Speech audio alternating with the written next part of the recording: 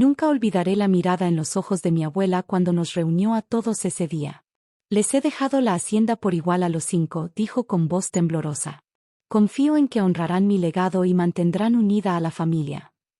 2 meses después de su muerte, mi propio hermano había vendido en secreto la propiedad y desaparecido con el dinero. Historias como esta podrían pasarte a ti. Suscríbete y escucha lo que aprendí. Mi nombre es Valeria y vengo de una familia de tradición en Jalisco.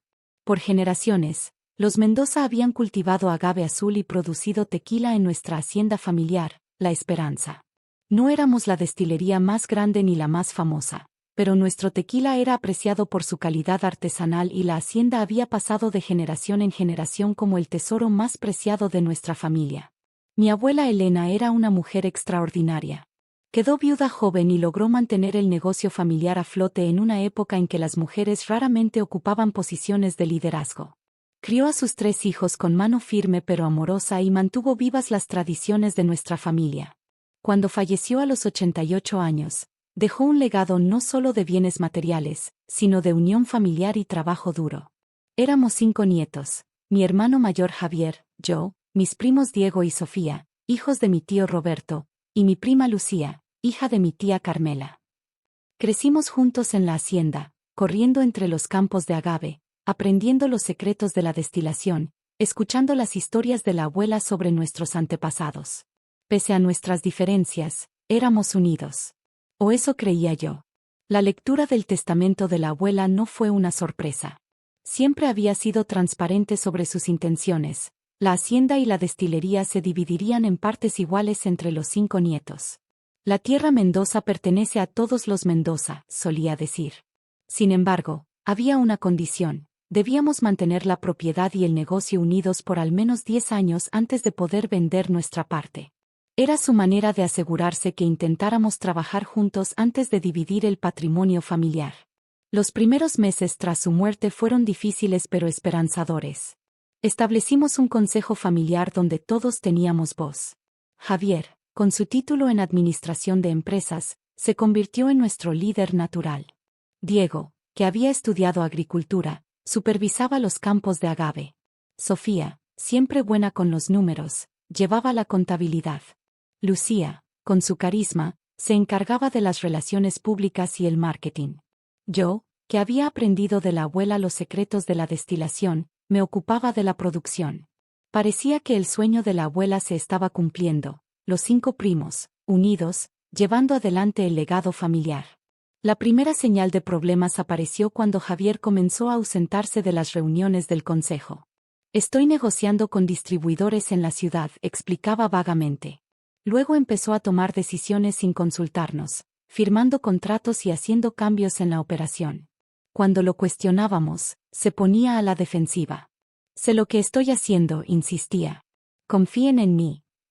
Y le creímos, porque era Javier, el responsable, el que siempre había sido el orgullo de la abuela. Una mañana, Diego llegó a la hacienda pálido y tembloroso. Había recibido una llamada de un hombre que decía ser el nuevo propietario de La Esperanza. Dice que compró la propiedad completa hace 3 semanas, nos contó Diego. Que tiene todos los papeles en regla y que tenemos un mes para desalojar. Al principio pensamos que era una broma de mal gusto o un intento de estafa.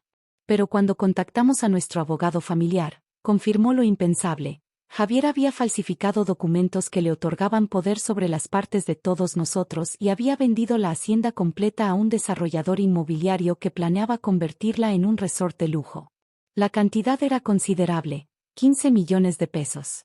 Todo ese dinero había sido transferido a una cuenta en el extranjero y Javier había desaparecido. Los días siguientes fueron un torbellino de consultas legales, denuncias policiales y llamadas desesperadas al teléfono de mi hermano, que permanecía apagado. Mi madre estaba destrozada, incapaz de comprender cómo su hijo había podido traicionar así a su propia familia. Mi padre, generalmente un hombre de pocas palabras, lloraba en silencio mirando los campos de agave que pronto dejarían de pertenecernos. La familia se dividió. Mi tío Roberto culpaba a mi madre por no haber criado bien a Javier. Mi tía Carmela sugería que debíamos aceptar lo inevitable y negociar con el nuevo propietario para al menos conservar nuestros empleos en la destilería. Las discusiones se volvieron amargas, sacando a la superficie viejos resentimientos y rivalidades. Lo peor era ver cómo el sueño de la abuela Elena se hacía pedazos. No solo habíamos perdido la hacienda y la destilería, sino que la traición de Javier había envenenado los lazos familiares que ella tanto se había esforzado en fortalecer. Los meses siguientes fueron un infierno legal. Contratamos abogados para impugnar la venta, argumentando que Javier había actuado fraudulentamente. El problema era que había falsificado nuestras firmas con asombrosa precisión y utilizado contactos dentro del registro de la propiedad para legalizar la transacción. El caso podría tomar años en resolverse, y mientras tanto, el nuevo propietario tenía la ley de su lado. Tuvimos que mudarnos de la hacienda donde habíamos crecido, donde estaban enterrados nuestros abuelos, donde cada rincón guardaba un recuerdo familiar. Ver a los trabajadores del desarrollador comenzar a modificar la casa principal, arrancar plantas de agaves centenarias para construir una piscina, convertir la destilería en un bar temático, era como ver profanar algo sagrado. Nos dispersamos. Diego y Sofía se mudaron a Guadalajara para buscar trabajo. Lucía se fue a vivir con unos tíos en Monterrey. Mis padres, demasiado avergonzados por lo que había hecho su hijo, se retiraron a un pequeño pueblo en Michoacán donde nadie los conocía. Yo me quedé en Tequila, rentando un apartamento modesto y aceptando trabajo como consultora en otras destilerías, incapaz de alejarme completamente de lo que había sido mi pasión. La pregunta que me atormentaba no era solo por qué Javier nos había traicionado, sino cómo habíamos sido tan ciegos. ¿Había mostrado señales que ignoramos? ¿Cuánto tiempo había estado planeando su traición? Un año después de la venta de La Esperanza, recibí una postal de Cancún. Sin mensaje, solo una firma, J. Era la primera señal de vida de mi hermano. No respondí, pero conservé la postal, insegura de qué sentir. Comencé a recibir más postales de diferentes lugares: Puerto Vallarta, Los Cabos, Playa del Carmen. Parecía que Javier estaba disfrutando su nueva riqueza en los destinos turísticos más lujosos de México. Cada postal era un nuevo puñal en mi corazón, una burla a nuestro sufrimiento.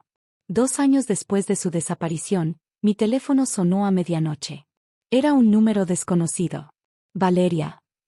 La voz de Javier sonaba diferente, más débil de lo que recordaba. Casi cuelgo, pero algo me detuvo. ¿Qué quieres?, pregunté fríamente. Necesito verte, dijo. Estoy en el Hospital General. Tengo leucemia, Val. Me están dando 3 meses. Mi primer instinto fue pensar que era otra mentira, otra manipulación. Pero algo en su voz me hizo dudar. ¿Por qué me llamas a mí? ¿Por qué no a tus amigos ricos o a quien sea que te ayudó a robarnos? Hubo un largo silencio. Porque eres mi hermana, dijo finalmente. Y porque necesito pedirte perdón antes de irme. Colgué sin responder. Pasé la noche en vela, debatiéndome entre el odio acumulado durante años y una compasión que no quería sentir. Por la mañana, llamé al hospital y confirmé que efectivamente Javier Mendoza era paciente allí. Antes de poder pensarlo demasiado, tomé un camión hacia la ciudad. Lo encontré en una habitación compartida, conectado a máquinas, irreconocible. El Javier que recordaba era fuerte, atlético, con una sonrisa que iluminaba su rostro. Este hombre parecía 20 años mayor, demacrado, con la piel amarillenta y el cabello ralo. Sus ojos se iluminaron al verme, pero rápidamente bajó la mirada, avergonzado. No esperaba que vinieras, murmuró. Me senté junto a su cama, manteniendo distancia emocional. ¿Es verdad? ¿Tienes leucemia? Asintió. Etapa terminal. Los médicos dicen que la quimioterapia podría darme algunos meses más, pero... ¿Dónde está el dinero, Javier? ¿Valió la pena? Sonrió amargamente. Se fue casi todo. Invertí en un negocio en Cancún que resultó ser una estafa.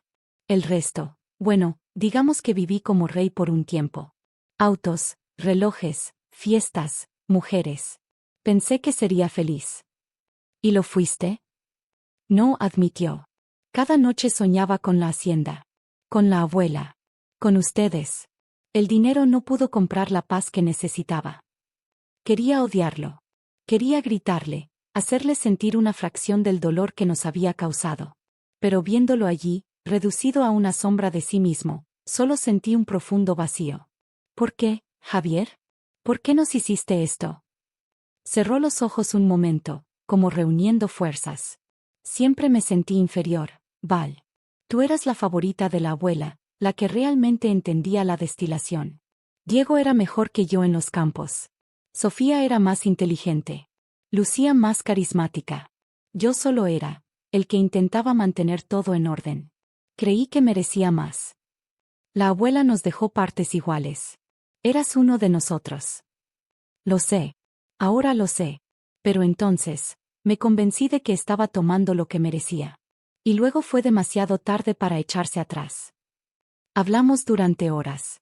Me contó todo, cómo había conocido a un abogado corrupto que le ayudó con las falsificaciones, cómo había contactado en secreto al desarrollador meses antes de la muerte de la abuela, cómo había planificado cada detalle de su escape.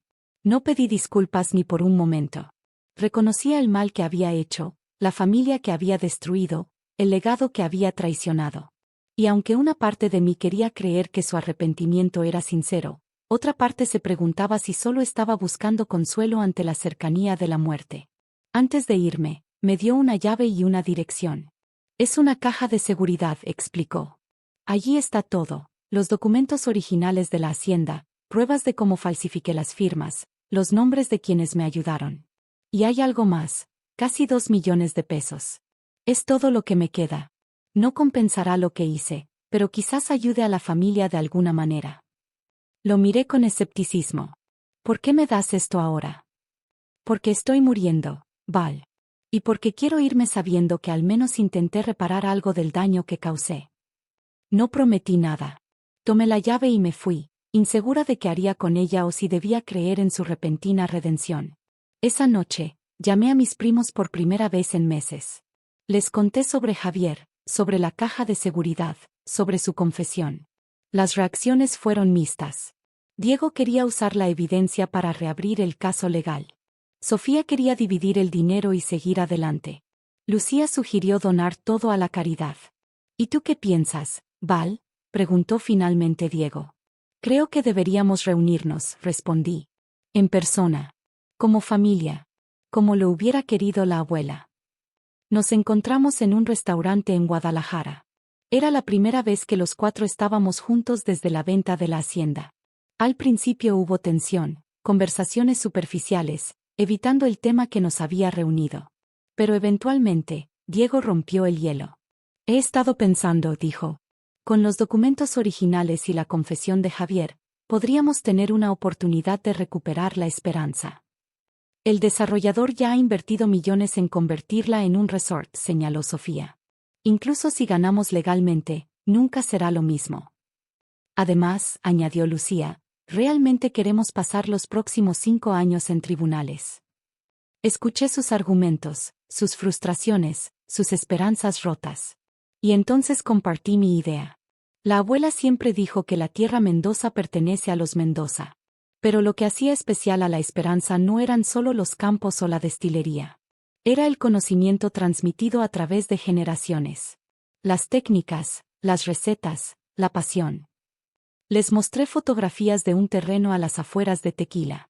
Con los 2 millones podríamos comprar esta propiedad. Es más pequeña, pero el suelo es bueno para el agave. Podríamos empezar de nuevo.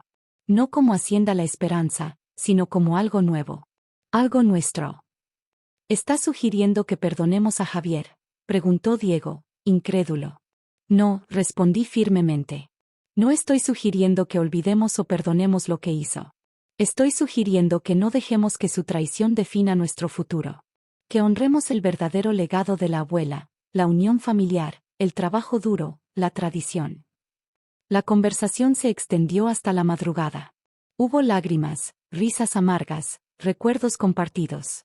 No llegamos a una decisión esa noche, pero por primera vez en años, sentí que estábamos conversando como familia nuevamente. Visité a Javier una vez más antes de su muerte. Estaba aún más débil, apenas consciente. Le conté sobre la reunión con nuestros primos, sobre la posibilidad de un nuevo comienzo. No sé si me entendió completamente, pero apretó mi mano y murmuró, gracias. Murió una semana después. El funeral fue pequeño. Mis padres vinieron, pero se mantuvieron distantes, el dolor y la vergüenza aún demasiado frescos. Mis primos asistieron, más por respeto a la familia que por Javier mismo. Mientras veía descender el ataúd, pensé en lo que habíamos perdido, no solo una hacienda y un negocio familiar, sino la inocencia de creer que los lazos de sangre son inquebrantables. 6 meses después, firmamos los papeles para la compra del nuevo terreno. Lo llamamos Renacimiento, un nombre que reflejaba nuestra esperanza de construir algo nuevo desde las cenizas de la traición. Era un comienzo modesto, apenas 5 hectáreas, una pequeña destilería, mucho trabajo por delante. Pero era nuestro, y esta vez, los documentos tenían las firmas auténticas de los 4 primos. El día que plantamos los primeros agaves, realicé un pequeño ritual privado. Llevé un puñado de tierra que había guardado de la esperanza y lo mezclé con el nuevo suelo. Era mi manera de conectar nuestro pasado con nuestro futuro, de honrar a la abuela Elena y las generaciones de Mendoza que habían cultivado esa tierra antes que nosotros. Han pasado 5 años desde entonces. Renacimiento ha crecido lentamente pero con firmeza.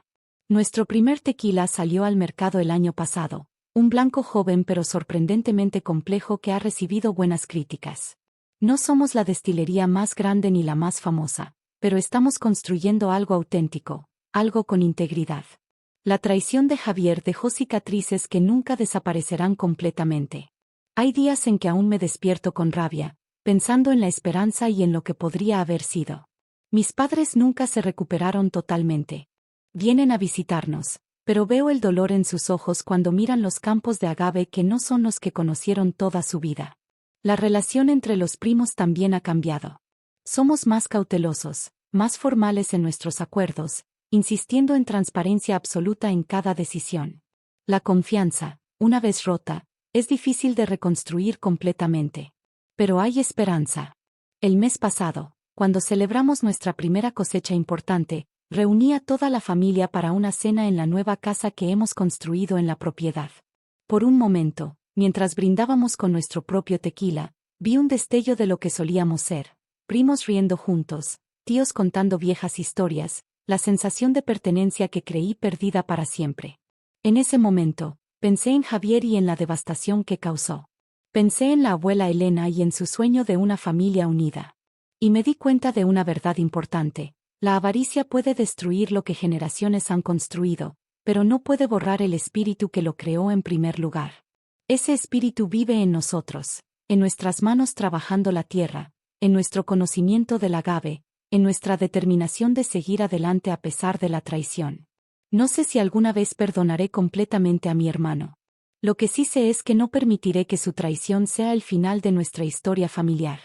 Los Mendoza han enfrentado sequías, revoluciones, crisis económicas a lo largo de generaciones. La traición de uno de los nuestros es solo un capítulo más en una historia que continúa, más fuerte por las pruebas que hemos superado, más sabia por las lecciones que hemos aprendido. ¿Y tú, has enfrentado alguna vez la traición de alguien cercano? ¿Cómo lograste reconstruir tu vida después? ¿Crees que el perdón es posible cuando el daño parece irreparable? Te leo en los comentarios.